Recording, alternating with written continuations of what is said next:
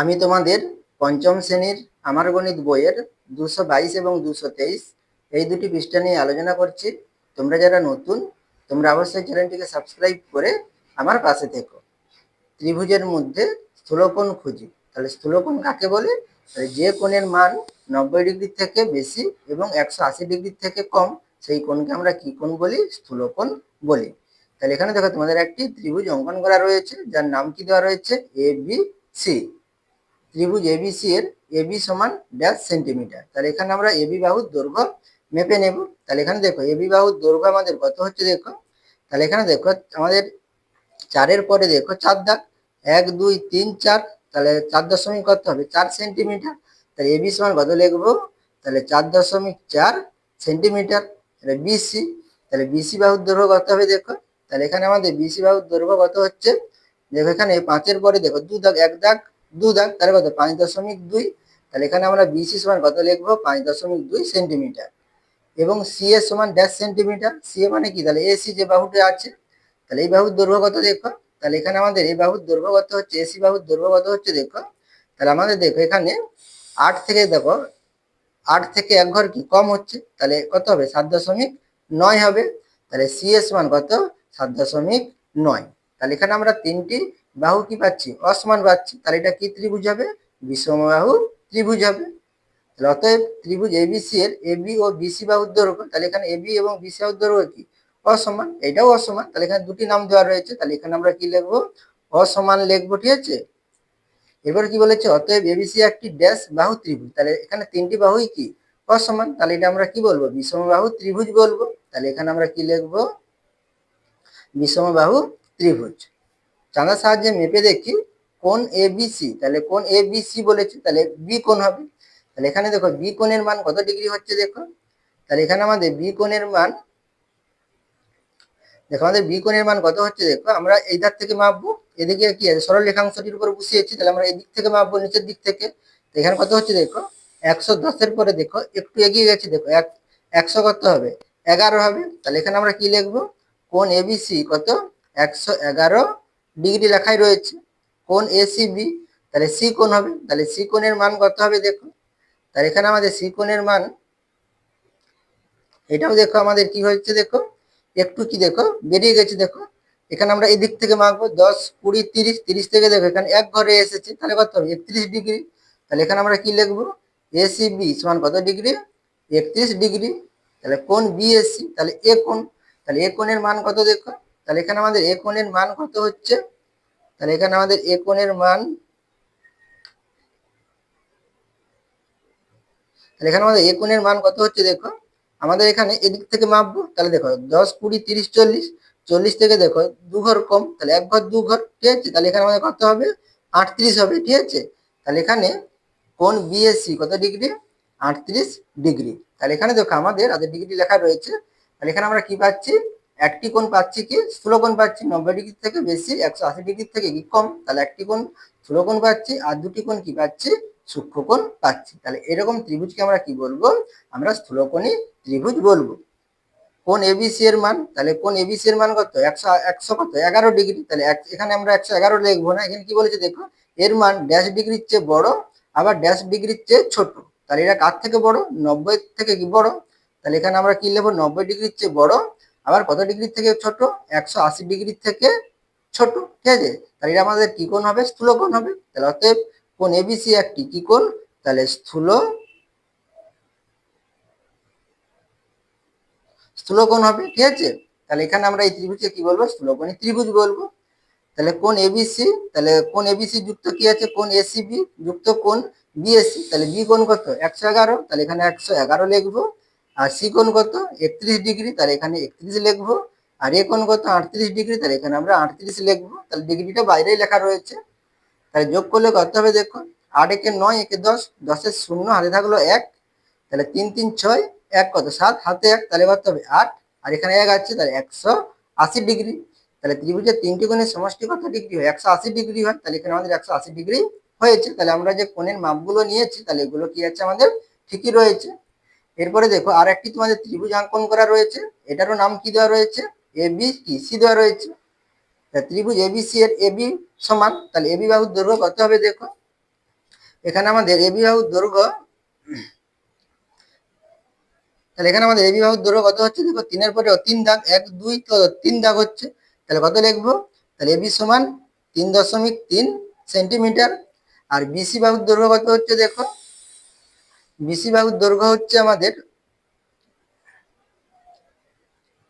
BC বাহুর দৈর্ঘ্য কত হচ্ছে এখানে দেখো, 4 এর পরে দেখো এটা 5 এর দাগ, তাহলে 6 7 8, 5 থেকে দেখো 2 ঘর কম, তাহলে কত হবে 4.8 হবে। তাহলে এখানে বিসি সমান কত লিখবো, 4.8 সেন্টিমিটার। এবার কি হচ্ছে সিএ, তাহলে সিএ বাহুর দৈর্ঘ্য কত হবে, তাহলে এখানে দেখো সিএ বাহুর দৈর্ঘ্য কত হচ্ছে আমাদের, তাহলে এখানে দেখো আমাদের কত হচ্ছে দেখো, তাহলে এটা তোমরা 7 এর পরে দেখো এটা আমাদের কত দাগ, তাহলে 7 এর পরে কত, এটাকে 7.5, 5 এর থেকে দেখো 2 ঘর কম বাকি, 1 ঘর কম হচ্ছে, তাহলে এটা আমরা তোমরা কি লিখতে পারো 7.3 বা 7.4 লিখতে পারো। 3 থেকে কি বেশি হয়েছে, তাহলে কত লিখবে 7.4ই লিখবে, ঠিক আছে। তাহলে সি এর সমান কত লিখবো 7.4 সেন্টিমিটার। তাহলে এখানেও দেখো আমরা তিনটি বাহুর দৈর্ঘ্য কি পাচ্ছি, আলাদা আলাদা পাচ্ছি, তাহলে 3.3, 4.8, 7.4, তাহলে তিনটি বাহুর দৈর্ঘ্য অসমান, তাহলে এটা কি ত্রিভুজ হবে, বিষমবাহু ত্রিভুজ হবে। তাহলে ত্রিভুজ এবিসি এর এবি বিসি ও সি এ বাহুর দৈর্ঘ্য তাহলে কি আলাদা, তাহলে আলাদা লিখতে পারো বা কি লিখতে পারো অসমান লিখবে, ঠিক আছে। অতএব এবিসি একটি ড্যাশ বাহু ত্রিভুজ, তাহলে কি ত্রিভুজ, তাহলে বিষম বাহু ত্রিভুজ। এরপরে পরবর্তী পৃষ্ঠাটি দেখো, তাহলে এখানে দেখো আমাদের কি বলেছে, কোণ এবিসি মান কত ডিগ্রি এবং কোণ এসিবি কত ডিগ্রি এবং কোণ বিএসি কত ডিগ্রি বলেছে। তাহলে এখানে আমরা কোণগুলো আগে মেপে নেই, ঠিক আছে। তাহলে আমাদের বি কোণটা দেখো, বি কোণ আমাদের কত ডিগ্রি হচ্ছে, বি কোণের মান আমাদের দেখো এখানে কত ডিগ্রি হচ্ছে 130 ডিগ্রি। আর সি কোণের মান কত হচ্ছে দেখো, সি কোণের মান দেখো এখানে 20 ডিগ্রি হচ্ছে। আর এ কোণের মান, এ কোণের মান কত ডিগ্রি হচ্ছে আমাদের এখানে দেখো, এ কোণের মান দেখো আমাদের কত ডিগ্রি হবে, 30 ডিগ্রি হবে। তাহলে এখানে আমরা এই কোণগুলো লিখে নেব। তাহলে এখানে আমাদের এ বি সি, তাহলে বি কোণ কত ডিগ্রি হয়েছিল 130 ডিগ্রি হয়েছিল, 30 ডিগ্রি। কোণ এসিবি, এসিবি কত ডিগ্রি হয়েছিল 20 ডিগ্রি হয়েছিল। আর কোণ বিএসি কত ডিগ্রি হয়েছিল 30 ডিগ্রি হয়েছিল, ঠিক আছে। এটা তোমরা লিখে নেবে দেখে। এবার কোণ এবিসি এর মান ড্যাশ ডিগ্রির চেয়ে বড় আবার ড্যাশ ডিগ্রির চেয়ে ছোট, তাহলে এবিসির মান কত 130 ডিগ্রি, তাহলে কি 90 ডিগ্রি থেকে বড় আর 180 ডিগ্রির থেকে কি ছোট, তাহলে কি লিখবো 90 ডিগ্রির চেয়ে বড় এবং আবার 180 ডিগ্রির চেয়ে ছোট। তাহলে একটি কোণ কি হচ্ছে, তাহলে স্থূলকোণ হচ্ছে, তাহলে এটা আমরা কি বলবো স্থূলকোণী ত্রিভুজ বলবো। তাহলে অতএব এবিসি একটি, তাহলে কোণ আছে, তাহলে কি কোণ হবে, তাহলে এখানে আমাদের কি হবে স্থূলকোণ হবে। তাহলে এখানে আমরা কি লিখবো স্থূলকোণ লিখবো, ঠিক আছে। তাহলে কোণ এবিসি যুক্ত কোণ এসিবি যুক্ত কি কোণ বিএসি আছে, তাহলে যুক্ত দেওয়া আছে, তাহলে এখানে আমরা যোগ করে নেব। তাহলে কত যোগ করব 130, 20 এবং কত 30, তাহলে যোগ করলে কত হবে, তাহলে 130 20 কত 50, 50 30 180, তাহলে এখানে আমাদের তিনটি কোণের সমষ্টি কত ডিগ্রি 180 ডিগ্রি। তাহলে তিনটি কোণের সমষ্টি যে আমরা তিনটি কোণ যে আমরা মেপেছিলাম, তাহলে আমরা কি ঠিকই মেপেছি। তাহলে এখানে দেখো, তাহলে একটি কোণ কি হচ্ছে আমাদের স্থূলকোণ হচ্ছে, তাহলে এখানে আমরা এই ত্রিভুজকে কি বলবো স্থূলকোণী ত্রিভুজ বলবো। তাহলে যে ত্রিভুজের একটি কোণ স্থূলকোণ সেই ত্রিভুজটি স্থূলকোণী ত্রিভুজ, ঠিক আছে। বা তোমরা কি বলতে পারো, যে ত্রিভুজের একটি কোণের মান 90 ডিগ্রি থেকে বেশি এবং 180 ডিগ্রি থেকে ছোট সেই রকম ত্রিভুজকে বা সেই ত্রিভুজকে আমরা কি বলি স্থূলকোণী ত্রিভুজ বলি। এবারে দেখো 1 নম্বর ত্রিভুজটি বাহু বেঁধে ড্যাশ ত্রিভুজ, তাহলে 1 নম্বর চিত্র কোনটি, এটা আমাদের কি 1 নম্বর চিত্র, এটা আমাদের কি 2 নম্বর চিত্র, দুটাই কি বাহু বেঁধে আমাদের কি বিষমবাহু ত্রিভুজ হয়েছিল। আর কোণ ভেদে কি হয়েছিল আমাদের স্থূলকোণ পেয়েছিলাম একটি করে, তাহলে কি হবে স্থূলকোণী ত্রিভুজ হবে। তাহলে 1 নম্বর ত্রিভুজটি বাহু বেঁধে তাহলে কি ত্রিভুজ, তাহলে বিষম বাহু ত্রিভুজ। কোণ ভেদে, তাহলে কোণ ভেদে কি হচ্ছিল একটি কোণ কি পাচ্ছি আমরা স্থূলকোণ পাচ্ছি, তাহলে কোণ ভেদে কি কোণ হবে, তাহলে কি কোণী ত্রিভুজ হবে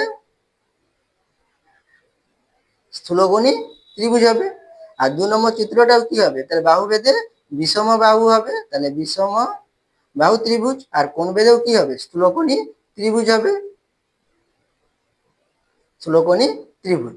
তাহলে এখানে দেখো আমরা তাহলে বাহু ভেদে ত্রিভুজ কত রকম পেলাম 3 রকম পেলাম, আর কোণ ভেদেও আমরা ত্রিভুজকে কত রকম পেলাম 3 রকম পেলাম, সেটাই লিখেছে।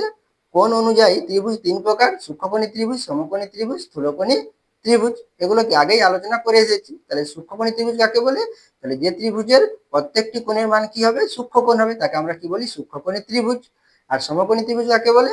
যে ত্রিভুজের একটি কোণ সমকোণ অর্থাৎ 90 ডিগ্রি, তাকে আমরা কি বলি? সমকোণী ত্রিভুজ বলি। আর স্থূলকোণী ত্রিভুজ কাকে বলি? যে ত্রিভুজের একটি কোণ স্থূলকোণ, তাকে আমরা কি বলি? স্থূলকোণী ত্রিভুজ। এরপরে কি বলেছে দেখো, বাহু অনুযায়ী ত্রিভুজ 3 প্রকার। তাহলে বাহু অনুযায়ী ও ত্রিভুজ কয় প্রকার? 3 প্রকার। একটা আমাদের কি আছে? সমবাহু ত্রিভুজ। তাহলে সমবাহু ত্রিভুজ কি? তাহলে যে ত্রিভুজের 3টি বাহুর দৈর্ঘ্য সমান, পরস্পর সমান হয়, তাকে আমরা কি বলি? সমবাহু ত্রিভুজ বলি। এরপরে কি আছে? তাহলে